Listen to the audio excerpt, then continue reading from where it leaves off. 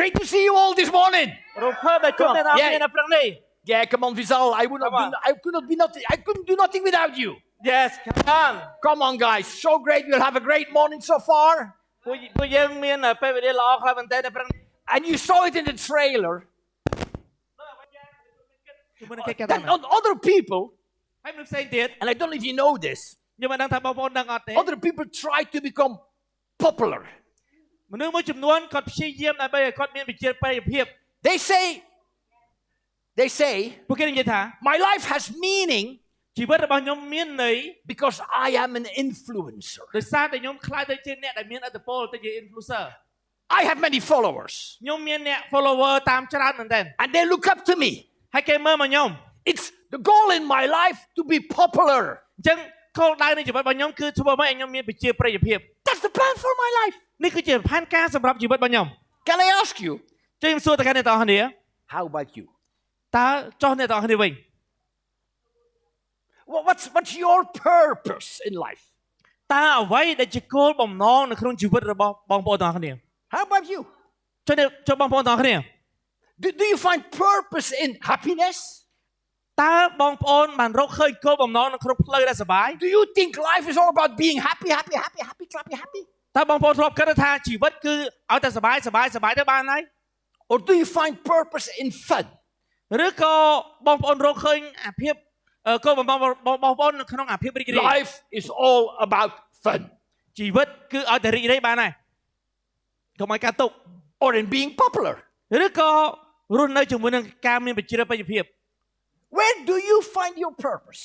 តើបងប្អូនរកឃើញគោលបំណងរបស់បងប្អូននៅកន្លែងណា Isn't that an amazing question? វាជាសំណួរដ៏អស្ចារ្យខ្លាំងមែនទែន It triggers something in us. វាកំពុងតែឆ្កឹះឆ្កៀអ្វីមួយយ៉ាងនៅក្នុងខ្លួនយើង When I was a child, នៅពេលដែលការខ្ញុំនៅក្មេង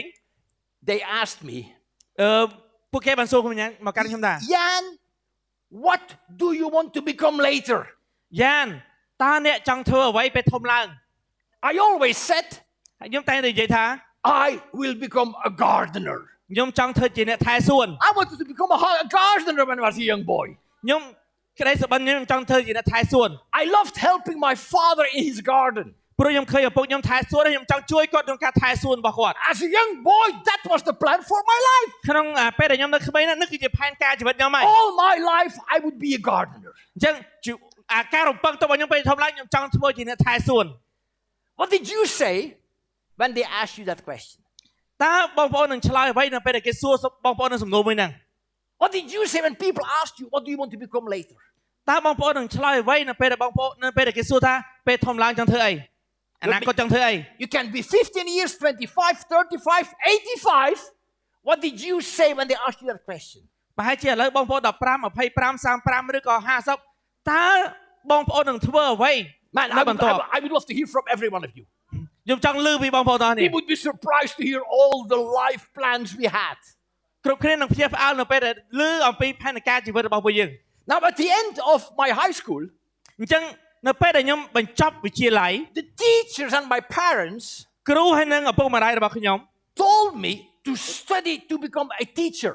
បានប្រាប់ខ្ញុំថាប្រឹងរៀនទៅដើម្បីឲ្យខ្លាយទៅជាគ្រូបង្រៀន They said, ពួកគេបាននិយាយថា Jan, យ៉ាន you have the capacities and the talents. យ៉ានអ្នកមានសមត្ថភាពនិងអំណោយទានល្អមែនទែន You would be a good teacher. អ្នកនឹងខ្លាយទៅជាគ្រូបង្រៀនគំរូម្នាក់ And I believed them. ហើយខ្ញុំជឿពាក្យគាត់ And I stepped into the plan they had for my life. ហើយខ្ញុំចាប់ឈានចូលទៅក្នុងផែនការដែលពួកគាត់មានសម្រាប់ខ្ញុំ What were you told by your teachers? តើអ្វីដែលគ្រូបង្រៀនរបស់អ្នកទាំងអស់គ្នាបានប្រាប់ទៅកាន់អ្នកទាំងអស់គ្នា What did your parents wanted you to do? តើអ្វីដែលជាឪពុកម្ដាយរបស់ពួកយើងចង់ឲ្យពួកយើងធ្វើនៅពេលដែលពួកយើងធំឡើង Think about this. គិតមើលការពិតចង់ធ្វើអីគេ Because we're going to go forward. ពួកយើងនឹងទៅមុខបន្ថែមទៀត When I was almost 30 years old, នៅពេលដែលខ្ញុំចាប់ផ្ដើមដល់អាយុប្រហែលជា30ឆ្នាំ and I had been a teacher for 8 years, ហើយខ្ញុំធ្វើគ្រូបរិញ្ញាបត្របាន8ឆ្នាំ I got bored of being a teacher. ខ្ញុំចាប់ផ្ដើមធុញជាមួយនឹងភាពជាគ្រូបង្រៀនរបស់ខ្ញុំ I got frustrated. ខ្ញុំមានអារម្មណ៍ថាខ្លួនឯងខកចិត្តមែនទែន The plan that others had for my life did not satisfy me. ផែនការកម្រងការដែលអ្នកផ្សេងបានដាក់មកលើជីវិតខ្ញុំមានអារម្មណ៍ថាវាអត់ស្កប់ស្កល់ក្នុងដួងចិត្តរបស់ខ្ញុំ It just didn't fit me. វាដូចជាពាក់ខោអត់ត្រូវគ្នាមិនរឹបពេកលងពេកហ្មង And I felt it. ខ្ញុំមានអារម្មណ៍ថាអត់សនុកចិត្ត And I thought, ហើយខ្ញុំគិតថា there must be more. ខ្ញុំគិតថានឹងមានអីបន្ថែមទៀតសម្រាប់ជីវិតខ្ញុំ And I began to develop my own plan. អញ្ចឹងខ្ញុំចាប់ផ្ដើមអភិវឌ្ឍផែនការរបស់ខ្លួនឯង I wanted to become an entrepreneur and I wanted to do business. ខ្ញុំចង់ក្លាយទៅជាសហគ្រិនហើយខ្ញុំចាប់ផ្ដើមធ្វើជំនួញ I wanted to be my own boss. ខ្ញុំចង់ធ្វើតកែខ្លួនឯងមិនមានណាត្រួតទេ At that time, I was around 30 years old. Hai pe nong hai. I thought ខ្ញុំបានគិតថា life is about having a successful business. ជីវិតគឺជាការដែលធ្វើឲ្យមានជំនួយនិងអាជីវកម្មជោគជ័យ I said I'm going to achieve my dreams. ខ្ញុំនិយាយថាខ្ញុំនឹងសម្រេចគោលដៅរបស់ខ្ញុំ And the things I want, I'm going to achieve them. ហើយអ្វីដែលខ្ញុំចង់បានគឺខ្ញុំត្រូវតែសម្រេចវាឲ្យបាន The purpose for my life is to become financially successful. អញ្ចឹងគោលបំណងនៃជីវិតរបស់ខ្ញុំគឺខ្ញុំចង់បានហិរញ្ញវត្ថុរបស់ខ្ញុំជោគជ័យ And I started the business. ហើយខ្ញុំចាប់ផ្ដើមធ្វើជំនួញអាជីវ And I កម្ម can tell you guys, I had a very successful business. ខ្ញុំចង់ប្រាប់ទៅកាន់បងប្អូនថាខ្ញុំបង្កើតជំនួយឲ្យជោគជ័យខ្លាំងមែនទែន I earned a lot of money. ខ្ញុំរកលុយបានច្រើន And I found purpose ហើយខ្ញុំបានរកឃើញគោលបំណង and មួយ fulfillment and satisfaction in my own plan. ខ្ញុំចាប់ផ្ដើមមានភាពពោពេញហើយខ្ញុំស្កប់ស្កល់ជាមួយនឹងផែនការរបស់ខ្ញុំ The plan for my ពី life. ព្រោះជាផែនការសម្រាប់ជីវិតរបស់ខ្ញុំ And then I said, I'm going to do this till I'm 45 years old. ហើយខ្ញុំបាននិយាយទៅថាខ្ញុំនឹងធ្វើ business មួយហ្នឹងរហូតដល់ខ្ញុំអាយុ45 And then I'm going to retire. បន្ទាប់ពីអាយុ45ហើយខ្ញុំនឹងអត្រែត I will move to the south of France with my wife, ហើយខ្ញុំនឹងនាំប្រពន្ធខ្ញុំទៅនៅខាងត្បូងប្រាំង play golf every day, លេងវាយកូនហ្គោរៀងរាល់ថ្ងៃ drink wine, ញ៉ាំស្រាក្រហម and do nothing anymore. ហើយមិនបាច់ចាំធ្វើទៀតទេព្រោះលុយច្រើនហើយ That was the plan for my life. អ្នកទាំងអស់គ្នានេះគឺជាផែនការសម្រាប់ជីវិតរបស់ខ្ញុំ That was the plan I had for my life. នេះគឺជាផែនការដែលខ្ញុំមានសម្រាប់ជីវិតរបស់ខ្ញុំ How about you? ចុះបងប្អូនវិញ What's your plan? តើអ្វីដែលជាផែនការសម្រាប់ខ្លួនឯ Where ង are you at with the plan for your life? តើបងប្អូនកំពុងតែនៅកន្លែងណាជាមួយនឹងផែនការសម្រាប់ជីវិតខ្លួនឯង We could stop again, the two of us here, and you could talk now. ពួកយើងអាចឈប់ឲ្យបងប្អូនអាចពិភាក្សាគ្នាបាន I'm sure we will hear great stories. ខ្ញុំជឿជាក់ថាពួកយើងនឹងមានឮរឿងដែលល្អៗអូខ្ញុំចង់ធ្វើចេះ But ខ្ញុំចង់ think បាននេះ about it for yourself. ឥឡូវចាប់ផ្ដើមគិតមកកាន់ខ្លួនឯងអ្វីដែលជាផែនការសម្រាប់ជីវិតខ្លួនឯង What is it that you are chasing right now in your life? តើអ្វីដែលបងប្អូនកំពុងតែដេញតាមនៅក្នុងជីវិតរបស់បងប្អូន So at that time, ហើយពេលនោះ I was realizing and fulfilling the plan for my life. គឺខ្ញុំមានអារម្មណ៍ថាខ្ញុំបានពោពេញខ្ញុំដឹងថាខ្ញុំពោពេញជាមួយនឹងផែនការដែលខ្ញុំមានសម្រាប់ខ្លួនឯង And I loved it. There was nothing else I wanted to do. ហើយខ្ញុំចូលចិត្តខ្លាំងមែនទែនហើយគ្មានអ្វីដែលខ្ញុំចង់ធ្វើជាងកិច្ចការទាំងហ្នឹងទេ Life was great. ជីវិតអស្ចារ្យ I was on the way to success. ហើយខ្ញុំកំពុងតែនៅក្នុងផ្លូវមួយទៅរកភាពជោគជ័យ But then, ប៉ុន្តែបន្ទាប់មក after some years, បន្ទាប់ពីប្រហែលឆ្នាំក្រោយមក I began to ask myself, ខ្ញុំចាប់ផ្ដើមសួរមកកាន់ខ្លួនឯង is that the life I am created for? តើនេះគឺជាជីវិតដែលខ្ញុំត្រូវកើតមកដើម្បីរឿងហ្នឹងឬ Is that what I am created for? តើខ្ញុំកើតមកសម្រាប់កិច្ចការហ្នឹងឬ Is what I'm doing the purpose for my life? តើអ្វីដែលខ្ញុំកំពុងតែធ្វើហ្នឹងគឺជាគោលបំណងសម្រាប់ជីវិតរបស់ខ្ញុំឬ And I began to ask myself, ហើយខ្ញុំចាប់ផ្ដើមសួរមកកាន់ខ្លួនឯង could there be a greater plan? តើមានផែនការអស្ចារ្យជាងហ្នឹងទៀតអត់ Could there be a greater plan? តើវាអាចមានផែនការដែលអស្ចារ្យជាងហ្នឹងទៀតអត់ And I found out ហើយខ្ញុំបានរកឃើញថា that many people, មនុស្សជាច្រើន just like I was, មនុស្សជាច្រើនដូចខ្ញុំអញ្ចឹង we are unaware that there is a greater purpose for our lives. មនុស្សជាច្រើនមិនបានដឹងថាមានគោលបំណងដែលអស្ចារ្យជាងនេះសម្រាប់ជីវិតរបស់ពួកគេនោះទេ So that's what I learned. នេះជាអ្វីដែលខ្ញុំបានរៀន after asking me that question. នៅពេលដែលខ្ញុំសួរសំណួរនឹងមកកាន់ជីវិតរបស់ខ្ញុំ And because many people are unaware that there is a greater purpose for their life. ពីព្រោះមនុស្សជាច្រើនពួកគេអាចបានដឹងថាមានផែនការមួយទៀតដែលអស្ចារ្យខ្លាំងមែនទែនសម្រាប់ជីវិតរបស់ពួកគេ That's the reason why often people feel so empty. អញ្ចឹងបានជាហេតុផលដែលពួកយើងតែងតែជួបមនុស្សជាច្រើនគាត់មានអារម្មណ៍ថាគាត់ទៅទេសារមានអីទាំងអស់ Is life only about this? ឬជីវិតជាមួយជីវិតកើតមកសម្រាប់អញ្ចឹង That's why people feel stressful. អញ្ចឹងបានពួកយើងបានឃើញមនុស្សជាច្រើនកំពុងតែ stress កំពុងតែតានតឹង That's why people get frustrated and depressed. មនុស្សជាច្រើនមានការខកចិត្តហើយនឹងជួបជាមួយនឹងការបាក់ទឹកចិត្ត So I'm asking you, ខ្ញុំសួរទៅកាន់អ្នកទាំងអស់គ្នា how about you? Can you believe there's a greater purpose for your life? ចុះអ្នកទាំងអស់គ្នាវិញតើអ្នកទាំងអស់គ្នាជឿថានឹងមានផែនការដ៏អស្ចារ្យគោលបំណងដ៏អស្ចារ្យសម្រាប់ជីវិតរបស់បងប្អូនដែរទេ Let me ask you again. ខ្ញុំសួរម្ដងទៀត Can you believe តើបងប្អូនជឿ there is a greater purpose in your life than what you're doing now? មានផែនការនិងគោលបំណងដ៏អស្ចារ្យជាងអ្វីដែលបងប្អូនកំពុងតែធ្វើឥឡូវនេះនោះទេ Can you believe? Can you believe this? តើបងប្អូនជឿដែរទេ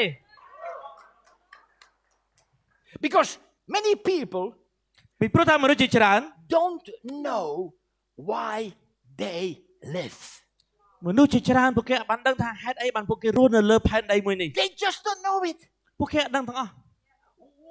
Why on earth am I here for? តើខ្ញុំរស់នៅផែនដីមួយនេះដើម្បីអ្វី Or let me ask it this way. តើខ្ញុំសួរផ្លូវផ្សេងមួយទៀត What wakes you up in the morning? តើ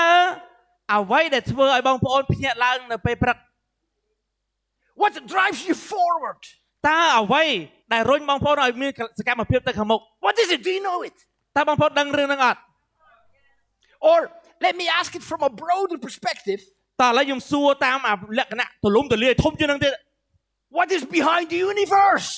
តើមានអ្វីនៅពីខាងក្រោយចក្រវាឡផែនដីរបស់ពួកយើងនេះ Where did that come from? តើកិច្ចការតើនោះមកពីណា Why am I here? ហេតុអីបានខ្ញុំសុកនៅលើផែនដីមួយនេះ Where am I going? ហើយតើខ្ញុំនឹងទៅណាបន្ទាប់ពីខ្ញុំនៅលើផែនដីមួយនេះ Many people don't know the answers to these questions. មនុស្សជាច្រើនអាចបានដឹងជាមួយនឹងចម្លើយជាមួយនឹងសំណួរទាំងអស់នេះទេ It looks like we just don't bother. We just don't know what matters the most in life. វាមានន័យថាពួកយើងកំពុងតែដឹងថាអ្វីដែលសំខាន់បំផុតនៅក្នុងជីវិតរបស់ It ពួកយើង seems that many of us, we just don't know what matters the most. វាមានន័យថាពួកយើងអត់ដឹងថាអីដែលជាសំខាន់អីដែលជាសារៈសំខាន់បំផុតនៅក្នុងជីវិតរបស់ពួកយើង Many of us, we don't realize បងប្អូនជាច្រើនដែលអត់ដឹងថា that life is about becoming who you are created to be. ជីវិតគឺជាការខ្លាចជាអ្នកដែលត្រូវបានបង្កើតឲ្យខ្លាចជា So, who are you created to be? តើខ្ញុំត្រូវបង្កើតឲ្យខ្លាចជាអ្វី Tell me, who are you created to be? តើខ្ញុំត្រូវបានបង្កើតឲ្យខ្លាចជានរណា Good question. Hey, it's a good question. Who are you created to be? តើពួកយើងត្រូវបានបង្កើតមកឲ្យខ្លាចទៅជាអ្នកណា Listen, ស្ដាប់ទាំងអស់គ្នា the only one មានបុគ្គលម្នាក់ who knows why you are created to be ដែលដឹងថាអ្នកទាំងអស់គ្នាត្រូវបានបង្កើតមកដើម្បីអ្វី is the one who made you. គឺជាបុគ្គលម្នាក់ដែលបង្កើតអ្នកទាំងអស់គ្នា Your maker. គឺជាអ្នកបង្កើត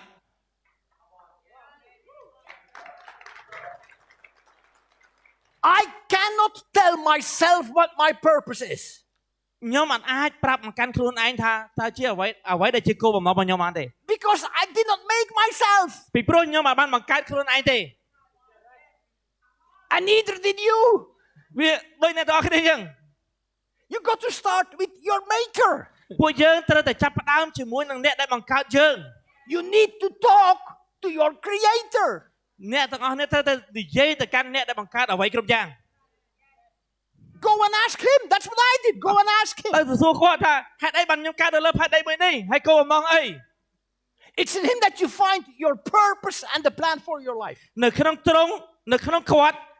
បងប្អូនអាចរកឃើញអំពីគោលបំណងនិងផែនការសម្រាប់ជីវិតរបស់ខ្លួនឯង So you say God. អត់និយាយថាព្រះជាម្ចាស់ Maybe for the first time in your life you call him God. ប្រហែលជាលើកដំបូងហ្នឹងណាចុះម្នាក់ណាគេខ្ញុំអាចឲ្យឈ្មោះថាព្រះជាម្ចាស់ហើយ So ជាដំបូងណាអ្នកហៅព្រះជាម្ចាស់ you say, God, និយាយថាព្រះជាម្ចាស់ why did you create me?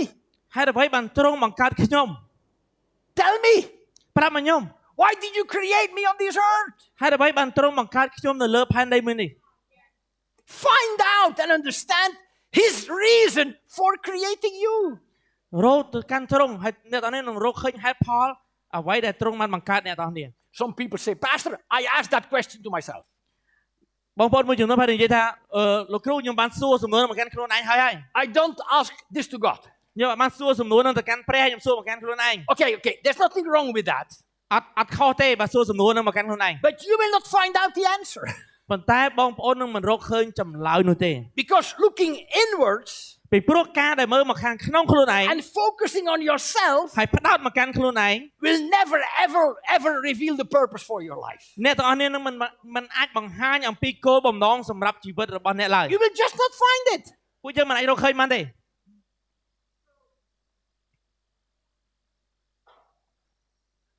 It is God who directs the lives of His creatures. Everyone's life is in His power. ព្រះអង្គក្តាប់ប្រលឹងសត្វលោកទាំងអស់នៅក្នុងព្រះហស្ថរបស់ព្រះអង្គហើយដង្ហើមជីវិតរបស់មនុស្សក៏ស្ថិតនៅក្នុងព្រះហស្ថរបស់ព្រះអង្គដែរ So you can look where you want, អ្នកទាំងអស់គ្នាអាចមើលកន្លែងគ្រប់កន្លែងដែលអ្នកចង់មើល but you will not find. ប៉ុន្តែអ្នកនឹងរកមិនឃើញនោះទេ Because it is God ពីព្រោះនៅក្នុងព្រះជាម្ចាស់ who directs the lives of those He created. ទ្រង់នឹងដឹកនាំជីវិតរបស់អ្នកទាំងអស់គ្នាទៅរកផ្លូវដែលទ្រង់បង្កើតអ្នកទាំងអស់គ្នា It is God who directs your life. មានតែព្រះជាម្ចាស់ទេទើបអាចដឹកនាំផ្លូវជីវិតរបស់ពួកយើងបាន He planned to create you. ព្រះជាម្ចាស់មានផែនការក្នុងការបង្កើតអ្នកទាំងអស់គ្នា He also planned the day you're going to leave this earth. ហើយទ្រង់ក៏មានផែនការសម្រាប់អ្វីដែលបងប្អូនរស់នៅលើផែនដីមួយនេះ Your life, my life is in His hands. ជីវិតរបស់បងប្អូនជីវិតរបស់ខ្ញុំគឺនៅក្នុងព្រះហស្ថរបស់ទ្រង់ក្នុងដៃរបស់ទ្រង់ He's the creator. ទ្រង់គឺជាព្រះបង្កើតអ្វីគ្រប់យ៉ាង And He has never created anything without a purpose. ហើយទ្រង់មិនដែលបង្កើតអ្វីដោយគ្មានគោលបំណងនោះទេ Every star at the firmament has a purpose. គ្រប់ផ្កាយដែលនៅលើមេឃនៅលើអាកាសសុទ្ធតែមានគោលបំណង Every plant or tree in nature has a purpose. It's there for a reason. គ្រប់រុក្ខជាតិដែលនៅជាមួយនឹងធម្មជាតិសុទ្ធតែមានគោលបំណង Every animal has a purpose. គ្រប់សត្វទាំងអស់សុទ្ធតែមានគោលបំណង God does not create anything without a purpose. ព្រះជាម្ចាស់មិនដែលបង្កើតអ្វីដោយគ្មានគោលបំណងនោះទេ So, if your heart is beating, duk, duk, duk, duk, duk, បើសិនជាបេះដូងរបស់អ្នកកំពុងតែលោតឌុកដាក់ and if you are breathing, ហើយបើសិនជាដង្ហើមបងប្អូនកំពុងដក there is purpose for your life. នេះគឺជាគោលបំណងសម្រាប់ជីវិតរបស់បងប្អូនហើយ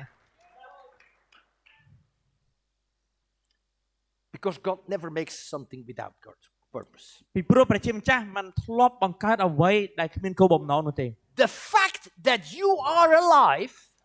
ការពិតដែលបងប្អូនកំពុងតែរស់នៅនេះ makes your life meaningful. នឹងធ្វើឲ្យជីវិតបងប្អូនមានន័យ There is a purpose and a plan for everyone's life. គឺមានគោលបំណងនិងផែនការសម្រាប់ជីវិតគ្រប់គ្នា There is a specific plan for your life. មានផែនការច្បាស់លាស់ខ្លាំងមែនទែនសម្រាប់ជីវិតរបស់បងប្អូន I'm going to tell you a story. ខ្ញុំនឹងប្រាប់តែសាច់រឿងទៅកាន់បងប្អូនមួយ It's a story that I recently heard. គឺជារឿងនិយាយពីបរិសម្នាក់ដែលនៅលើផែន And I want to share it with you. ហើយខ្ញុំចង់ចែករំលែកទៅកាន់អ្នកទាំងអស់គ្នា So that person said, បុគ្គលម្នាក់បាននិយាយថា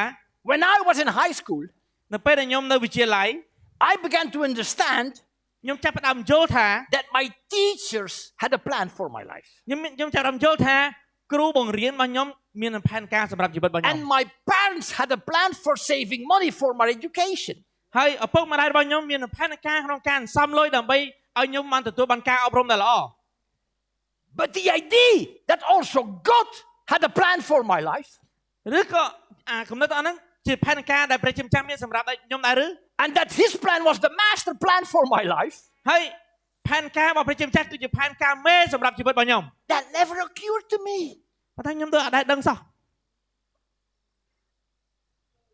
I couldn't see God. ខ្ញុំអត់ឃើញព្រះផង That's what He said. I didn't know Him. ខ្ញុំអត់ស្គាល់ទ្រង់ផង And I was not interested in him and his plans. ហើយខ្ញុំក៏អត់ចាប់អារម្មណ៍ជាមួយនឹងទ្រង់ជាមួយនឹងផែនការរបស់ទ្រង់ដែរ I was interested in my parents and in my teachers ខ្ញុំចាប់អារម្មណ៍ជាមួយនឹងផែនការរបស់ប៉ាម៉ាក់ខ្ញុំឬជាមួយផែនការរបស់គ្រូរបស់ខ្ញុំ and in my girlfriends. ឬក៏សង្សារប្រាប់ខ្ញុំ That's what ធ្វើ he says. That's what he says. ឬក៏សង្សារប្រាប់ឲ្យធ្វើ And I had absolutely no idea that God had any interest in me. ខ្ញុំពិតជាអត់ដឹងថាព្រះជាម្ចាស់មានចំណាប់អារម្មណ៍មកលើខ្ញុំសោះ And I had never heard about the Bible. ហើយខ្ញុំក៏ដែរឮអីគេព្រះគម្ពីរផង I had no idea what that was. ខ្ញុំមិនដឹងថាព្រះគម្ពីរស្អីផង And I grew up ហើយខ្ញុំរីកធំធាត់ឡើង and I began to do life my way. ខ្ញុំធំធាត់ឡើងហើយខ្ញុំចាប់ផ្ដើមប្រើប្រាស់ជីវិតខ្ញុំនៅក្នុងផ្លូវរបស់ខ្ញុំ I began to make my own plans ខ្ញុំចាប់ផ្ដើមបង្កើតផែនការខ្លួនឯង for my own life. សម្រាប់ជីវិតរបស់ខ្លួនឯង I thought, come on, life begins. ខ្ញុំបានគិតថាជីវិតđangចាប់ផ្ដើម It's time to go on my own journey គឺជាពេលដែលពួកយើងមានដំណើរក្នុងជីវិតរបស់ពួកយើង and live my own life. ហើយរស់នៅក្នុងជីវិតរបស់ខ្លួនឯង That's what he says, I was not interested in God. ដោយអ្វីដែលគាត់បាននិយាយចឹងគាត់អត់ចាប់អារម្មណ៍ជាមួយនឹងព្រះជាម្ចាស់តទៅសោះ And I did not have a clue that he was interested in me. ហើយខ្ញុំក៏មិនធ្លាប់ដឹងមិនធ្លាប់ឮថាព្រះជាម្ចាស់ចាប់អារម្មណ៍លើខ្ញុំដែរ And then he goes on and he says, ហើយបន្តទៀតគាត់បាននិយាយថា one day ថ្ងៃមួយ all that changed. គ្រប់យ៉ាងបានផ្លាស់ប្ដូរ I met an old friend of mine ខ្ញុំបានជួបមិត្តភ័ក្តិចាស់របស់ខ្ញុំ and he told me, ហើយគាត់បានប្រាប់មកកាន់ខ្ញុំថា he said, you will never happy in your life until you get connected with God. គាត់បាននិយាយថាអ្នកនឹង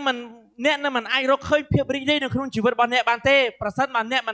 នបានផ្សារភ្ជាប់ជាមួយនឹងព្រះជាម្ចាស់ When I heard this, Pachuke. នៅពេលដែលឮពាក្យហ្នឹងមានរហូតបាត់ចកេះ But my friend seemed to have a meaningful life. ប៉ុន្តែអ្វីដែលខ្ញុំមើលទៅកាន់មិត្តភក្តិរបស់ខ្ញុំមានអារម្មណ៍ថាជីវិតរបស់គាត់មានន័យខ្លាំងមែនទែន And he seemed to have a sense of purpose. ហើយខ្ញុំមានអារម្មណ៍ថាគាត់រស់នៅជាមួយនឹងការមានគោលបំណងច្បាស់លាស់ And he had an unshakable faith in a higher being. ហើយអ្វីខ្ញុំឃើញគឺគាត់មានជំនឿដែលមិនអាចរង្គោះរង្គើ And he told me that God had a plan for him. ហើយគាត់បានប្រាប់ខ្ញុំថាព្រះជាម្ចាស់មានផែនការសម្រាប់គាត់ And then he said that God also had a plan for me. ហើយគាត់ក៏ប្រាប់ថាព្រះជាម្ចាស់ក៏មានផែនការសម្រាប់អ្នកដែរ Man, I was fascinated, he says. ពេលហ្នឹងចាប់អារម្មណ៍អ្វីដែលគាត់និយាយ I was attracted to my old friend. មានអារម្មណ៍ថាគាត់នេះគួរតែទាក់ទាញដែរតា He was such a lively and vibrantly personality. ហើយមើលទៅគាត់នឹងជីវិតមានជីវិតជីវ៉ាហើយរស់រវើកខ្លាំងមែនទែន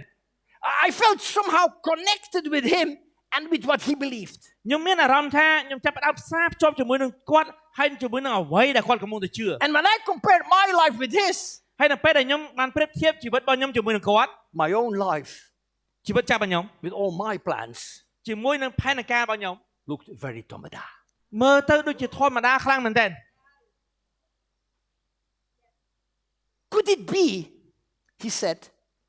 គាត់បាននិយាយថា that God was a personal God who cared about me? តើព្រះជាម្ចាស់ជាព្រះផ្ទាល់ខ្លួនរបស់យើងម្នាក់ហើយនឹងបារម្ភអំពីយើងឬ And that he could have a plan for me? ហើយទ្រង់អាចមានផែនការសម្រាប់ខ្ញុំ Could that be? ទៅរួចអត់ Sometime later, he says, my friend invited me to church. ហើយបន្ទាប់មកគាត់បាននិយាយថាមិត្តភក្តិរបស់ខ្ញុំហ្នឹងបាននាំខ្ញុំទៅកាន់ក្រុមជំនុំ And then step by step, ហើយមួយជំហានទៅមួយជំហាន I was led to meet Jesus. ខ្ញុំត្រូវបាននាំឲ្យទៅជួបព្រះយេស៊ូវ And I found out for the first time in my life that he had died for me. ហើយខ្ញុំចាប់ផ្ដើមដឹងដំបូងបំផុតក្នុងជីវិតរបស់ខ្ញុំថាទ្រង់បានសគត់ដើម្បីខ្ញុំ In order that I might live and live forever. ដើម្បីឲ្យខ្ញុំរស់ហើយរស់នៅជាមួយទ្រង់ជារៀងរហូត And then sometime later, I asked Jesus forgiveness for all my sins and wicked stuff. ហើយបន្ទាប់មកខ្ញុំបានសុំទៅកាន់ព្រះយេស៊ូវឲ្យលើកលែងទោសមកកាន់អំពើបាបរបស់ខ្ញុំនឹងអ្វីដែលខ្ញុំបានធ្វើខុស And for my pride and my rebellion. ជាមួយនឹងអំនួតជាមួយនឹងការបះបោររបស់ខ្ញុំ And my knowing everything better. ហើយនៅជាមួយនឹងអាការដែលខ្ញុំចេះដឹងគ្រប់យ៉ាងខ្ញុំអីក៏ចេះដែរ Man, he says, and I found myself at the start of a great adventure. អ្នកទាំងអស់គ្នាគាត់បានបន្តទៅថាគាត់បានរកឃើញពីផែនការដ៏អស្ចារ្យដើរជាមួយនឹងព្រះជាម្ចាស់ I began to live គាត់ចាប់ផ្ដើមរស់នៅ according to the grand cosmic plan of God. គាត់ចាប់ផ្ដើមរស់នៅជាមួយនឹងផែនការដ៏ធំមែនទែនដែលព្រះជាម្ចាស់មានសម្រាប់គាត់ To find out the purpose for your life, you have to start with God. ដើម្បីរកឃើញនៅគោលបំណងសម្រាប់ជីវិតរបស់អ្នក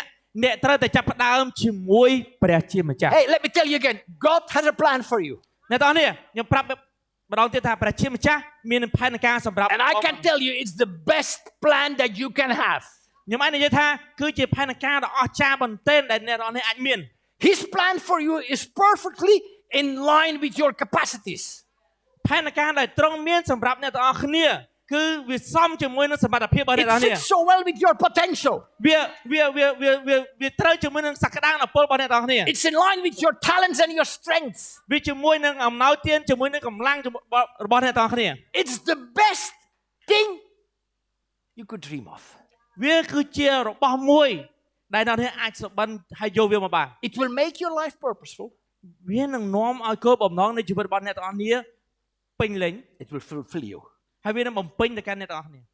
The plan God has for you perfectly fits you. អ្នកទាំងអស់គ្នាផែនការដែលព្រះជាម្ចាស់មានសម្រាប់អ្នកទាំងអស់គ្នាគឺល្អឥតខ្ចោះសម្រាប់អ្នកទាំងអស់គ្នា It fits with who you are. វាល្អឥតខ្ចោះសមរៀងជាមួយនឹងអ្វីដែលជាអ្នកទាំងអស់គ្នា It's a plan tailored to you. វាជាផែនការដែលព្រះជាម្ចាស់សម្រិតសម្រាំងសម្រាប់អ្នកទាំងអស់គ្នា It suits you perfectly. វាមើលទៅពាក់ទៅវាលយវាសង្ហាហ្មង And it's going to cause abundance and a hundredfold blessing. អ្នកទាំងអស់គ្នាហើយកិច្ចការទាំងហ្នឹងនឹងនាំមកនៅជីវិតពោពេញហើយជីវិតដែលមានគោលបំណងច្បាស់លាស់ Let me tell you, out of experience, there is no better plan. អ្នកទាំងអស់គ្នានិយាយជាបទពិសោធន៍របស់ខ្ញុំគ្មានផែនការណាល្អជាងផែនការរបស់ព្រះជាម្ចាស់នោះទេ All other plans are second best. វាអាចជាផែនការផ្សេងទៀតវាអស្ចារ្យក៏អស្ចារ្យបន្ទាប់ល្អបន្ទាប់ទេ Because ព្រោះតែ you are intentionally ពីព្រោះអ្នកទាំងអស់គ្នាគឺតាក់ទាញព្រះជាម្ចាស់ and magnificently formed by God. អូខេអ្នកទាំងអស់គ្នាត្រូវបានរចនាឡើងដោយគោលបំណងរបស់ព្រះជាម្ចាស់ God, like a master artist, ព្រះជាម្ចាស់ដូចជាសិល្បករដែលអស្ចារ្យខ្លាំងមែនទែន with great attention and care, គឺចាប់អារម្មណ៍ហើយនឹងថែរក្សា He formed you in your mother's womb. ទ្រង់បានរៀបចំអ្នកទាំងអស់គ្នាតាំងពីនៅក្នុងផ្ទៃម្ដាយរបស់អ្នកទាំងអស់គ្នា Before I formed you in the womb, I knew you. យើងស្គាល់អ្នកតាំងពីមុនពេលដែលយើងបានសូនអ្នកនៅក្នុងផ្ទៃម្ដាយម្លេះ And before you were born, I consecrated you. ហើយមុនពេលដែលអ្នកកើតមកខ្ញុំបានចាប់អារម្មណ៍មកកាន់អ្នក And I appointed you. ហើយខ្ញុំបានចាក់ប្រេងតាំងមកកាន់អ្នក So before you took first breath, នៅពេលដែលយើងចាប់ផ្ដើមដកដង្ហើមលើកទី1របស់ពួកយើង and before you accomplished anything in life, នៅពេលដែលពួកយើងមុននឹងពេលដែលពួកយើងសម្រេចអ្វីគ្រប់យ៉ាងក្នុងជីវិតរបស់ពួកយើង God, your maker, ព្រះដែលជាអ្នកបង្កើតអ្វីគ្រប់យ៉ាង at the time you could not do anything, ជាពេលដែលយើងអត់បានធ្វើទាំងអស់ He said, ទ្រង់បាននិយាយថា I've made you with a purpose. ទ្រង់បង្កើតបងប្អូនទាំងអស់គ្នានៅក្នុងគោលបំណង Wow. Think about this. Just think about គិតអំពីកិច្ចការទាំងហ្នឹង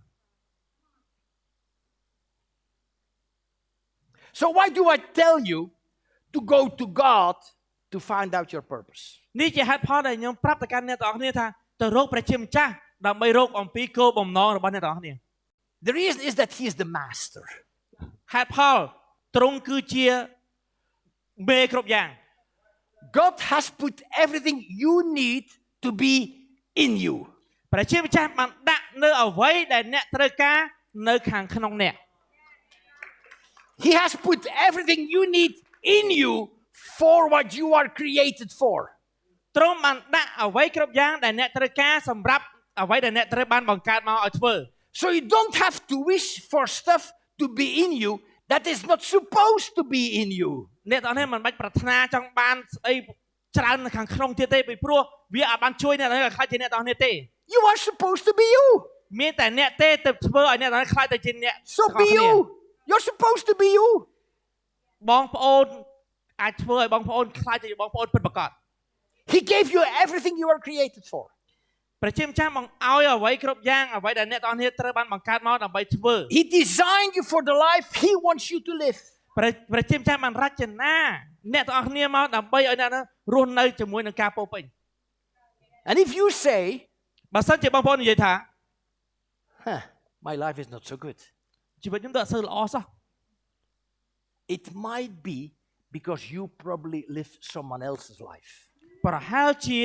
បងប្អូនកំពុងតែរស់នៅក្រោមការដឹកនាំរបស់ជីវិតរបស់នរណាម្នាក់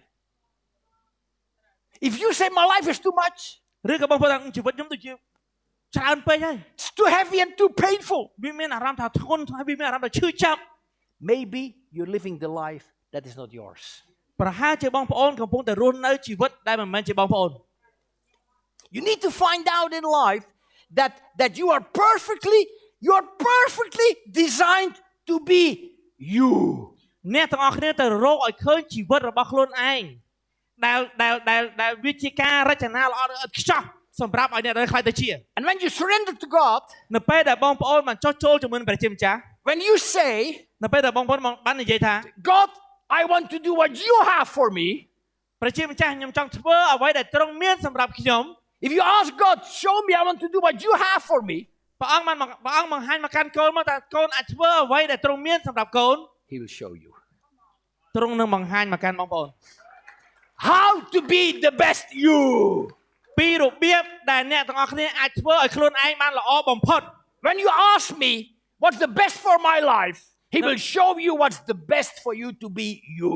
នៅពេលដែលបងប្អូនបានសួរទៅកាន់ទ្រង់ថាតើអ្វីដែលល្អបំផុតសម្រាប់ជីវិតរបស់បងប្អូនទ្រង់នឹងបង្ហាញកិច្ចការนั้นមកកាន់បងប្អូនទាំងអស់គ្នា And let me tell you, ខ្ញុំចង់ប្រាប់បងប្អូនថា God is powerful enough to help you. ព្រះជាម្ចាស់មានអំណាចគ្រប់គ្រាន់សម្រាប់ជួយទៅកាន់បងប្អូនទាំងអស់គ្នា He's not only powerful enough to help you, He's also powerful enough to love you. ទ្រង់មិនមែនមានតែអំណាចក្នុងការជួយទៅកាន់អ្នកទាំងអស់គ្នាទេតែទ្រង់មានអំណាចក្នុងការស្រឡាញ់អ្នកទាំងអស់គ្នាផងដែរ He loves you so much so you can receive from Him the power and the strength. ទ្រង់ស្រឡាញ់យើងខ្លាំងមែនទែនដែលរហូតដល់យើងអាចទទួលយកអំណាចនិងកម្លាំងពីទ្រង់បាន It's in a close friendship with Jesus that you develop your purpose. នៅពេលដែលពួកយើងចាប់ផ្ដើមស្និទ្ធស្នាលជាមួយនឹងព្រះយេស៊ូវពួកយើងនឹងជួយមកកាន់ពួកយើងឲ្យរកឃើញគោលបំណងក្នុងជីវិតរបស់ពួកយើង So, God, ព្រះជាម្ចាស់ we all have heard about God. អ្នកដែលធ្លាប់ឮអំពីព្រះជាម្ចាស់ God who is above and beyond the universe. ព្រះជាម្ចាស់លើហើយលើសអ្វីដែលមាននៅលើសកលលោកមួយនេះ He is surpassing and excelling and greatly superior than us. ហើយទ្រង់បកកែលើសគេហើយអស្ចារ្យខ្លាំងមែនទែនសម្រាប់ពួកយើង He is not subject to gravity ហើយព្រះជាម្ចាស់អត់នៅក្រោមទំនាញផែនដីនោះទេ or to otherworldly limitations. ឬក៏អ្វីដែលផែនដីកំណត់ទ្រង់នោះទេ He loves you. ហើយទ្រង់ស្រឡាញ់បងប្អូនទាំងអស់គ្នា And He has the power to help you. ហើយទ្រង់មានអំណាចក្នុងការជួយមកកាន់បងប្អូនទាំងអស់គ្នា So it's in Him that you discover your purpose. ចឹងនៅក្នុងទ្រង់បងប្អូនអាចស្វែងរកគោលបំណងរបស់បង It's in Him that you find out why you are on earth. នៅក្នុងទ្រង់បងប្អូននឹងរកឃើញថាហេតុអ្វីបានបងប្អូននៅលើផែនដីមួយនេះ And what you are made for. ហើយតើបងប្អូនត្រូវបានបង្កើតមកដើម្បីអ្វី He has designed you with the potential you have. ទ្រង់បានរចនាបងប្អូនបង្កើតបងប្អូនជាមួយនឹងសក្តានុពលដែលបងប្អូនមាន He has designed you like you are. បងប្អូនបានព្រះជាម្ចាស់បានបង្កើតបងប្អូននៅក្នុងរូបភាពដែលជាបងប្អូនជានរណា With your unique strengths and talents. ជាមួយនឹងអាការល្អឯកឥតខ្ចោះនិងអំណោយទានតែមួយដែលបងប្អូ And ន He មាន loves you so much ហើយទ្រង់ស្រឡាញ់បងប្អូនខ្លាំងមែនទែន that He gives you His master plan for your life. ទ្រង់ស្រឡាញ់បងប្អូនខ្លាំងមែនទែនទើបទ្រង់ឲ្យផែនការដែលល្អឥតខ្ចោះមកកាន់បងប្អូនទាំងអស់គ្នា It's in Jesus នៅក្នុងព្រះយេស៊ូវ that you find ដែលបងប្អូនអាចរកឃើញ what is best for your life. អ្វីដែលល្អបំផុតសម្រាប់ជីវិតរបស់បងប្អូន Don't aim for second best. កុំជ្រើសរើសរបស់ជជុះ Look, I mentioned the Bible already. This is what it said in the Bible. I can do everything through Jesus Christ who gives me strength. ខ្ញុំអាចទ្រាំបានទាំងអស់ដោយរួមជាមួយនឹងព្រះអង្គដែលប្រទានកម្លាំងឲ្យខ្ញុំ So you see, you need much more than positive thinking or positive books to find a purpose for your life or your dreams. នៅឃើញថាពួកយើងត្រូវការលើសពីអាការគិតវិជ្ជមានឬក៏សភៅដែលល្អៗដើម្បីដេញតាមក្តីសុបិនរបស់ពួកយើង You need much more than positive thinking. ពួកយើងលើសពីការត្រូវគិតវិជ្ជមាន You need the power of God. គឺបងប្អូនត្រូវការអំណាចរបស់ព្រះជាម្ចាស់ You can read all the motivational books that there are បងប្អូនអាចអានសភៅជោគជ័យជាច្រើន and still not make progress towards your dreams. ប៉ុន្តែវាមិនអាចនាំបងប្អូនទៅកាន់ក្តីសុបិនរបស់បងប្អូនបាន Why is that? Why is that? ហេតុអីបានអញ្ចឹង Because we don't need stronger motivation. ពីព្រោះពួកយើងអត់ត្រូវការគ្រូជោគជ័យទាំងហ្នឹងទេ We need God's supernatural help. ពួក in យើង our ត្រូវ lives. ការអំណាចធម្មជាតិរបស់ព្រះជាម្ចាស់ So if you are a VIP this morning, បើសិនជាបងប្អូនចូលរួមជាមួយនឹងពួកយើងជាលើកទី1នៅព្រឹកនេះ or you recently started coming to church, ឬក៏បងប្អូនមកទីនេះថ្មី and if you are interested in knowing God ហើយប្រសិនមកបងប្អូនចាប់អារម្មណ៍ក្នុងការចង់ស្គាល់ព្រះជាម្ចាស់ and His plan for your life, ហើយចាប់អារម្មណ៍ជាមួយនឹងផែនការដែលទ្រង់មានសម្រាប់បងប្អូន then you must learn to walk with God. បងប្អូនត្រូវរៀនក្នុងការដើរជាមួយនឹងព្រះជាម្ចាស់ You need a relationship with Him. បង្កើតទំនាក់ទំនងជាមួយនឹងទ្រង់ See, Christianity is all about the relationship. បងប្អូនគ្រីស្ទៀនគឺនិយាយអំពីទំនាក់ទំនង Christianity is not religion. គ្រីស្ទៀនមិនមែនជាសាសនា It's not about keeping rules. មិនមែនមានក្រឹតវិន័យមានច្បាប់ No. It's about a choice of your heart. គឺនិយាយអំពីជំរើសនៃដួងចិត្តនៃបេះដូងរបស់បងប្អូន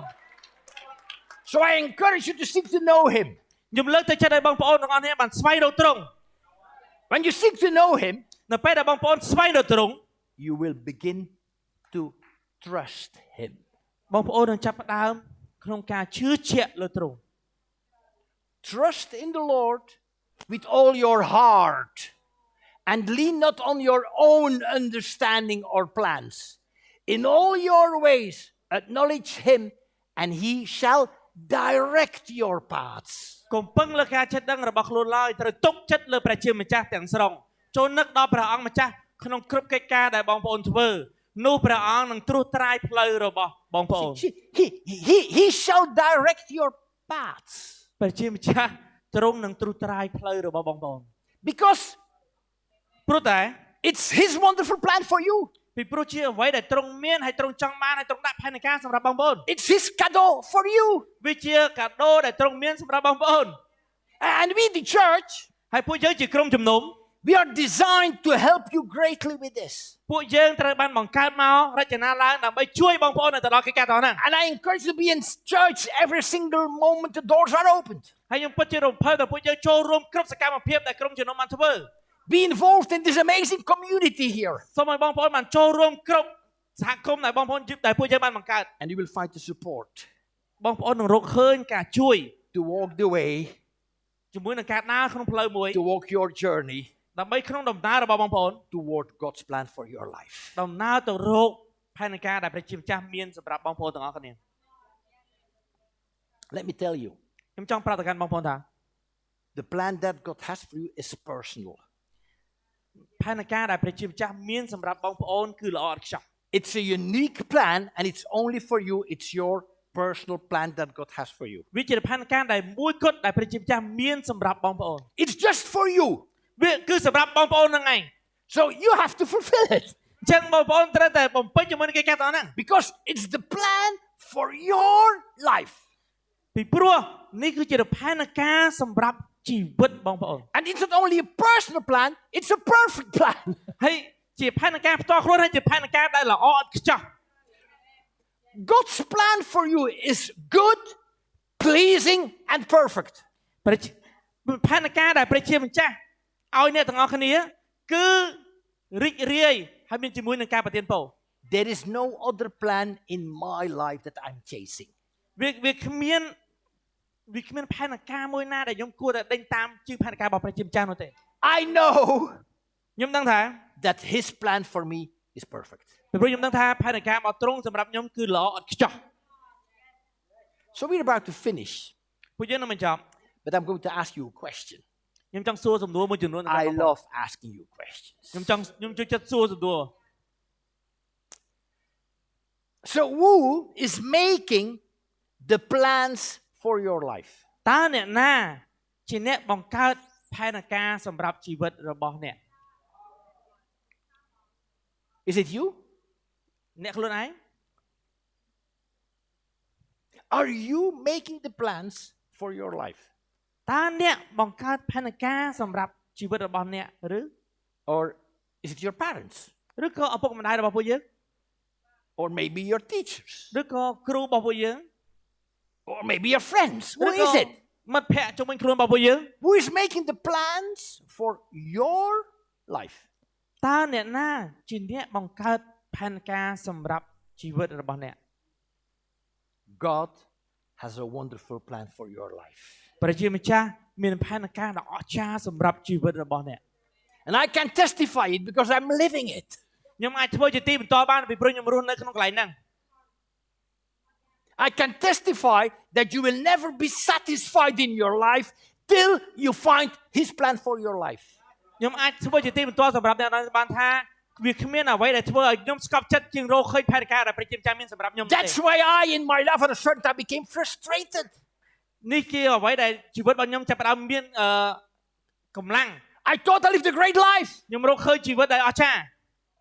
till I found that there was a much greater life. រហូតដល់ខ្ញុំរកឃើញផែនការដែលជាម្ចាស់មានសម្រាប់ខ្ញុំ Find the greater life there is for your life. រកឲ្យឃើញផែនការដែលល្អបំផុតក្នុងជីវិតរបស់បងប្អូន Find the greater plan that is for your life. រកឲ្យឃើញផែនការដែលល្អបំផុតសម្រាប់ជីវិតរបស់បងប្អូន Ask God. សួរទៅកាន់ព្រះជាម្ចាស់ He's for you, not against you. ទ្រង់សម្រាប់អ្នកទាំងអស់គ្នាទ្រង់មិនមែនមកដើម្បីប្រឆាំងអ្នកទាំងអស់គ្នាទេ I remember that day I was in church years ago, ខ្ញុំចាំបានថានៅពេលដែលខ្ញុំនៅគ្រប់ជំនុំហើយមួយឆ្នាំមុន and I asked him that question. ខ្ញុំបានសួរទៅកាន់ទ្រង់នៅទំនួលមួយហ្នឹង 6 months later, my life was completely changed. 6 ខែក្រោយមកជីវិតរបស់ខ្ញុំបានផ្លាស់ប្ដូរ Ask him what he wants you to do. សួរទៅកាន់ទ្រង់នៅអ្វីដែលទ្រង់ចង់ឲ្យពួកយើងបានធ្វើ Ask him what he wants you to do with your life. សួរទៅកាន់ទ្រង់តើទ្រង់ចង់ធ្វើអ្វីនៅក្នុងជីវិតរបស់ពួកយើងទាំងអស់ Ask គ្នា him for your personal plan. សួរទៅកាន់ទ្រង់ជាមួយនឹងផែនការផ្ទាល់ខ្លួនរបស់បងប្អូន Ask him for his personal and perfect plan for your life. ហើយសួរទៅកាន់ទ្រង់ជាមួយនឹងផែនការដែលល្អឥតខ្ចោះដែលទ្រង់មានសម្រាប់បងប្អូន God knows you. ព្រះជាម្ចាស់ស្គាល់អ្នកទាំងអស់គ្នា He is a loving father. ទ្រង់គឺជាឪពុកដែលគួរឲ្យស្រឡាញ He ់ cares for you ទ្រង់បារម្ភពីអ្នកទាំងអស់គ្នា much more than you can ever imagine. លើសពីអ្វីដែលបងប្អូនស្រមៃគិតដល់ He sees you not as you are, ទ្រង់មិនឃើញថាបងប្អូនគឺជានរណា but as you will become. អ្វីដែលបងប្អូននឹងខ្លាចទៅជា Let me say that again. ខ្ញុំនិយាយម្ដងទៀត He doesn't look to you as you are. ទ្រង់មិនបានមើលថាបងប្អូនជានរ He ណានោះទេ sees you as you can become. ប៉ុន្តែទ្រង់បានឃើញថាបងប្អូននឹងខ្លាចទៅជានរណា So no man or woman will ever love you like your creator does. គ្មានបរិសុទ្ធឬស្ត្រីណាដែលស្រឡាញ់បងប្អូនជាជាងព្រះដែលបង្កើតអ្វីគ្រប់យ៉ាងនោះទេ Do you know that he loved you so much that he died for you? បងប្អូនដឹងអត់ថាទ្រង់ស្រឡាញ់បងប្អូនខ្លាំងមែនទែនរហូតដល់ទ្រង់សគត់ដើម្បីបងប្អូន Do you know that? បងប្អូនដឹងអត់ So why should you not connect with him? ហេតុអីបានពួកយើងមិនផ្សារភ្ជាប់ខ្លួនយើងជាមួយនឹងទ្រង់ Somebody died for you because he loved you so much. មានបុគ្គលម្នាក់ដែលស្លាប់សម្រាប់អ្នកទាំងអស់គ្នាដោយសារតែគេស្រឡាញ់អ្នកខ្លាំង Would you not want to know him? តើអ្នកទាំងអស់គ្នាចង់ស្គាល់គាត់អត់ Jesus Christ died for you to pay for all the things you have done wrong. ព្រះយេស៊ូវបានសគត់ដើម្បីអ្នកទាំងអស់គ្នាដើម្បីបង់ថ្លៃនៅអ្វីដែលអ្នកទាំងអស់គ្នាបានធ្វើខុស So you could live a life of purpose. ដើម្បីឲ្យបងប្អូនបានរស់នៅជីវិតដែលមានគោលបំណងច្បាស់លាស់ So do not waste your life. កុំខ្ជះខ្ជាយជីវិតខ្លួនឯងទៀត Decide now for the rest of your life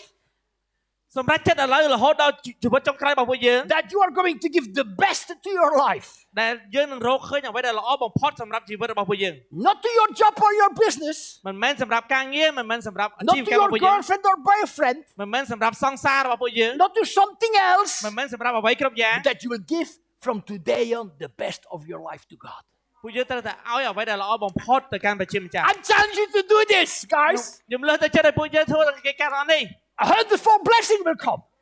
អ្នកទាំងអស់គ្នាការប្រទានពរនឹងបង្ហូរមក Become the man. Or Try become to the, give- try to give- or become the woman ខ្លាចទៅជាមនុស្ស God made you to be. ខ្លាចទៅជាមនុស្សដែលព្រះជាម្ចាស់បង្កើតអ្នកនេះឲ្យខ្លាចទៅជា If you have never made that decision in your life, បើសិនជាបងប្អូនមិនធ្លាប់បានសម្រេចចិត្តបែបនេះនៅក្នុងជីវិតរបស់បងប្អូន I would love to give you that opportunity. ខ្ញុំចង់ឲ្យឱកាសនេះទៅកាន់បងប្អូនទាំងអស់គ្នា So let's all close our eyes for a moment to have some privacy here for each of us. ខ្ញុំសូមឲ្យបងប្អូនទាំងនេះបានបិទភ្នែកដើម្បីឲ្យមានឯកជនភាពសម្រាប់បងប្អូន If you would love to make the decision បើសិនជាបងប្អូនចង់មានការសម្រេចចិត្តមួយ to start a life with God, ដើម្បីចាប់ផ្ដើមជីវិតជាមួយនឹងព្រះជាម្ចាស់ if you choose to connect with God, បើសិនជាបងប្អូនជ្រើសក្នុងការផ្សារភ្ជាប់ជាមួយនឹងព្រះជាម្ចាស់ I'm going to ask you for a sign. ខ្ញុំចង់ឲ្យបងប្អូនបានបង្ហាញសញ្ញា I ask you to make a response. ខ្ញុំចង់ឲ្យបងប្អូនបានឆ្លើយតប So if you choose to connect with God today, បើសិនជាបងប្អូនជ្រើសរើសក្នុងការផ្សារភ្ជាប់ជាមួយនឹងព្រះជាម្ចាស់នៅព្រឹកនេះ if that's what you want, ជាអ្វីដែលបងប្អូនបានចង់នៅព្រឹកនេះ can I ask you to raise your hand? ខ្ញុំសូមឲ្យបងប្អូនបានលើកដៃឡើង Is there anyone today that chooses to connect with God? បើសិនជាបងប្អូននៅក្នុងបន្ទប់ Amen. នេះជ្រើសរើសក្នុងការផ្សារភ្ជាប់ជាមួយនឹងព្រះជាម្ចាស់លើកដៃឡើង God sees your hand, brother. ព្រះជាម្ចាស់កំពុងតែឃើញដៃរបស់បងប្អូន Say, God, I choose you. និយាយថាព្រះជាម្ចាស់កូនជ្រើសរើសយកទ្រង់ I believe in you. កូនជឿលើទ្រង់ So if you raise your hand, pray after us in your language. សម្រាប់បងប្អូនដែលលើកដៃសូមបងប្អូនអធិដ្ឋានតាមខ្ញុំ Say, sorry, God, និយាយថា for សូម all the things I did wrong in my life, សូមទោសព្រះអង្គនៅអ្វីដែលកូនបានធ្វើខុសនៅក្នុងជីវិតរបស់កូន for my sins and my rebellion and me knowing everything better. ជាមួយនឹងអំពើបាបជាមួយនឹងការប្រឆាំងដែលកូនមាន Thank you, Jesus, អរគុណព្រះយេស៊ូវ for dying for me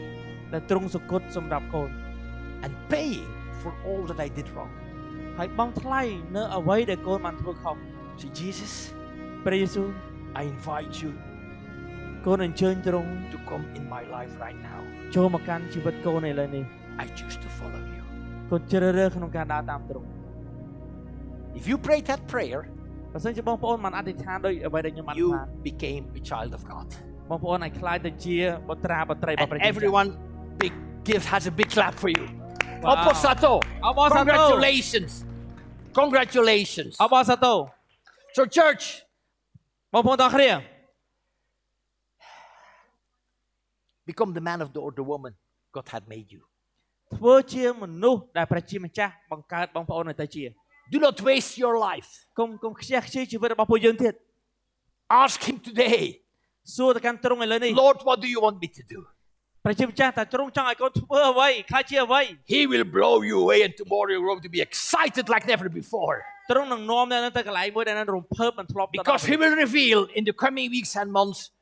the purpose and the plan for your life. ព្រោះទ្រង់នឹងបើបង្ហាញនៅអាទិត្យបន្ទាប់ទៀតនៅគម្រោងការនិងផែនការសម្រាប់ជីវិតបងប្អូន I love you guys. You're amazing listeners. Salamat Take ako the niya. word of God with you this morning. សូមបងប្អូនមានពេលវេលាល្អព្រឹកនេះ